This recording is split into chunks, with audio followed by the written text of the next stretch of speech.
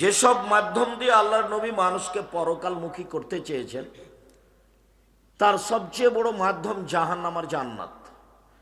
জাহান্নাম এ বিষয় নিয়ে আমরা আজ গুরুত্বপূর্ণ তথ্যবহুল বিবরণের চেষ্টা করব ইনশাআল্লাহ আজিজ। যারা আপনারা দাঁড়িয়ে আছেন, জায়গা না থাকলে সেটা ভিন্ন কথা। জায়গা থাকলে আপনাদেরকে আমি বসার জন্য অনুরোধ জানাচ্ছি। দাঁড়িয়ে কেউ কথা শোনার চেষ্টা করবেন না, আমি আপনার জন্যই এসেছি।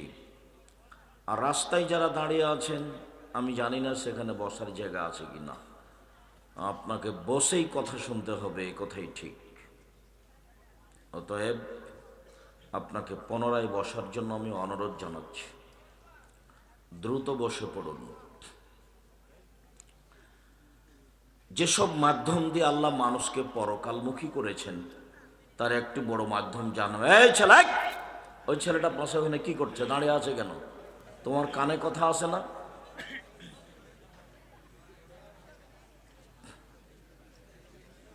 এই ছেলেরা, এই তোমরা যারা দায়িত্ব পালন করছো দেখো, যদি ওইদিকে জায়গা না থাকে, যে ডানে ফাঁকা জায়গা আছে, একটু এখানে এসে বসবেন। আপনাকে বসে থাকার জন্য অনুরোধ জানাচ্ছি। আল্লাহর নবী কথা বললে সাহাবিগণকে বসতে বলতেন, এটা আল্লাহ রাসূলের নীতি ছিল। যখনই তিনি কথা বলতেন তখন সাহাবিগণকে বসতে বলতেন। সম্মানিত দ্বীনী ভাই বোন, মানুষ দুনিয়া ছেড়ে চলে যাবে এ কথাই ঠিক, আজ হোক আর কাল হোক। আল্লাহ রাসূলকে জিজ্ঞাসা করা হয়েছিল সবচেয়ে বুদ্ধিমানকে, তা আল্লাহ রাসূল উত্তরে বললেন যে মরণকে স্মরণ করতে পারে সেই বুদ্ধিমান। সবচেয়ে বুদ্ধিমানকে, তো এইটা উত্তর, যে মরণকে স্মরণ করতে পারে সেই বুদ্ধিমান।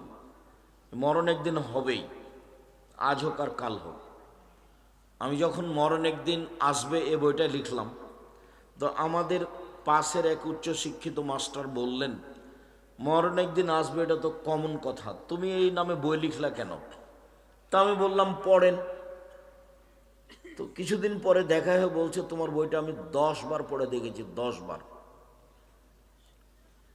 তো আমার জীবনে আমি যত বই পড়েছি তাতে এই বইটাই আমি 1 নম্বরে রেখেছি, উচ্চশিক্ষিত মানুষ। মরণ একদিন আসবেই। মানুষের জীবন একেবারেই অস্থায়ী, আর যা উপার্জন করেছে তা 4 ভাগে ভাগ। যা খায় তা পায়খানা, মা কালা ফাফনা। যা খেলো তা নষ্ট হলো, যা পরে তা পুরাতন হলো, মালাবেসা ফাবলা। 3 মা আতা ফাক্তানা, যা দিল তা জমা হলো। 4 ওমা সেওয়া জালিকা ফাহজাহিবুল লিন্নাস, যেটা ছেড়ে যাবেন সেটা মানুষে ভাগ করে নেবে। স্বাভাবিক গতিতে ভাগ করবে, না হয় মারামারি করে ভাগ করবে, না হয় মামলা করে ভাগ করবে। ভাই ভাই হলে হতে পারে, যেভাবেই হোক প্রয়োজনে মারামারি করে ভাগ করে নেবে। আমাদের গ্রামে বাপ মরার কিছুদিন পরে বাড়ির সব কিছু ভাগ করা শুরু করলো, তো এক পর্যায়ে ঢেঁকিটা কেটে ভাগ করে নিল। ঢেঁকিটা একজনকে দিয়ে দিবে, এটা তারা মেনে নিতে পারেনি। যা আপনি রেখে যাচ্ছেন তা ভাগ হবেই, এ কথাই ঠিক। অতএব জীবনের নাম হলো মিছে, আছে আর নেই। একদিন দেখেছিলাম বয়স 40, তাই দেখি আজ 60। হঠাৎ দেখি ও আর নেই, তার নাম বয়স। সবচেয়ে বুদ্ধিমান কে? আল্লাহর নবী মরণকে যে স্মরণ করে। আল্লাহর নবী বললেন, ফাকসিরু যিকরা হাদিমিল লাজ্জাতিল মউত। পৃথিবীর মানুষ, তোমরা ওই জিনিসটাকে বেশি স্মরণ করো যে জিনিসটা মানুষের স্বাদকে কেটে দেয়। প্রত্যেকটা মানুষের জীবনে একটা স্বাদ আছে। আপনার নরসিংদী বাবু বাজার, তাই না, বাবুরহাট একটা বড় দোকান নিবে, এটা তার স্বাদ। ও একটা ভ্যান কিনবে, এটা তার স্বাদ। তো এইটাকে কেটে দিল কি? মরণ। মরণ আসলো, স্বাদ মিটে গেল। তা আল্লাহ রাসূল বলছেন, যে জিনিসটা মানুষের স্বাদকে কেটে দেয় সেই জিনিসটা স্মরণ করো, সেটার নাম মরণ। আল্লাহ রাসূল একবার বললেন, জুরু কাবরাকুম ফাইন্নাহু তুযাক্কিরু মাউতাকুম, মরণ স্মরণ করো, কবর জিয়ারত করো, মরণ স্মরণ হবে।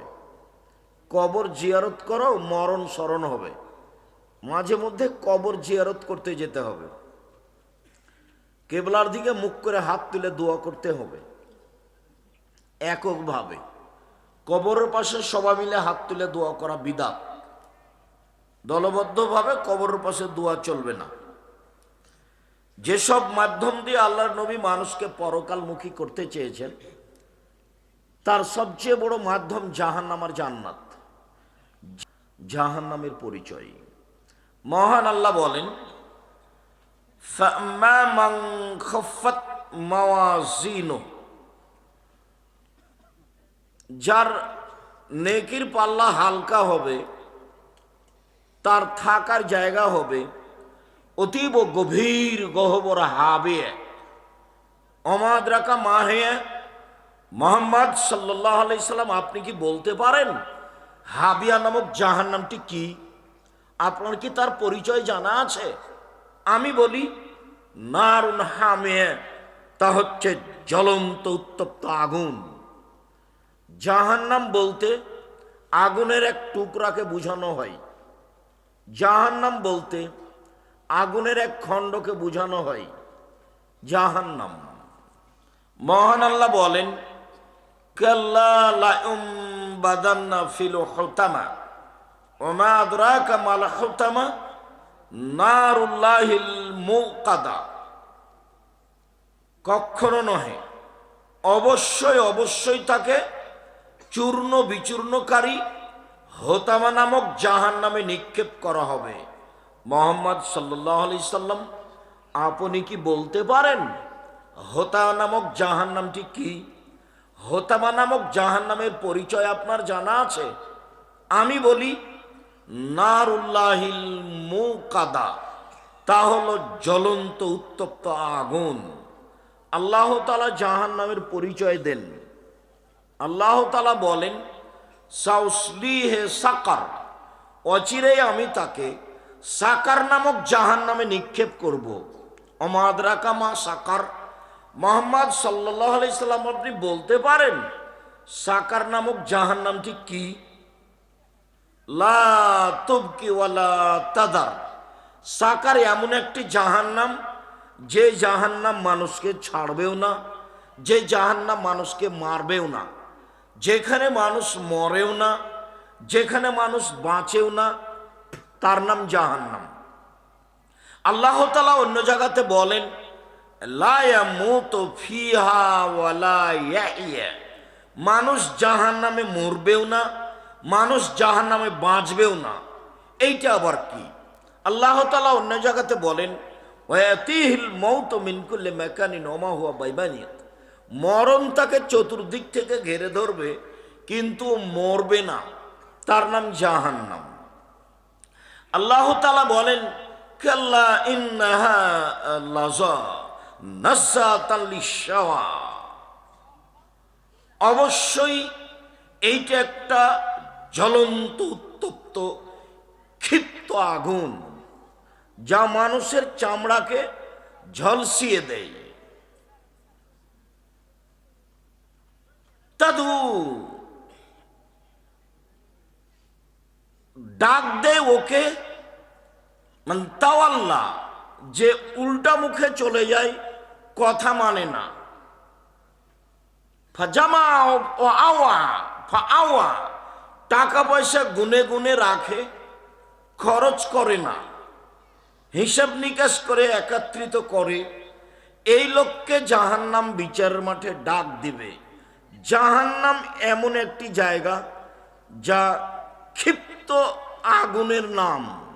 সম্মানিত দিনী ভাই বোন, আল্লাহ তাআলা জাহান্নামের পরিচয়ে বলেন, ইন্না লাদাইনা আনকালাম ওয়া জাহিমা, নিশ্চয় আমার নিকটে রয়েছে দুর্বহ বেড়ি এবং দাউ দাউ করে জ্বলতে থাকা আগুন, অতমান রাগুসা কাঁটাযুক্ত খাদ্য, ও আদাবানা আলিমা আর কষ্টদায়ক শাস্তি, জাহান্নাম।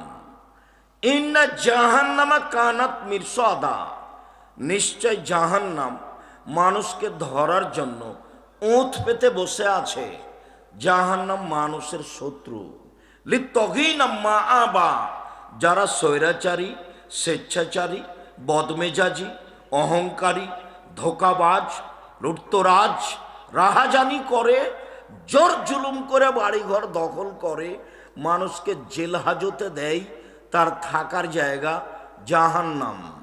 এই কথা আল্লাহ তাআলা বলেন জাহান্নামের পরিচয়ে। সংক্ষিপ্তভাবে কোরআন মাজিদ থেকে আপনার জন্য জাহান্নামের পরিচয় পেশ করছিলাম।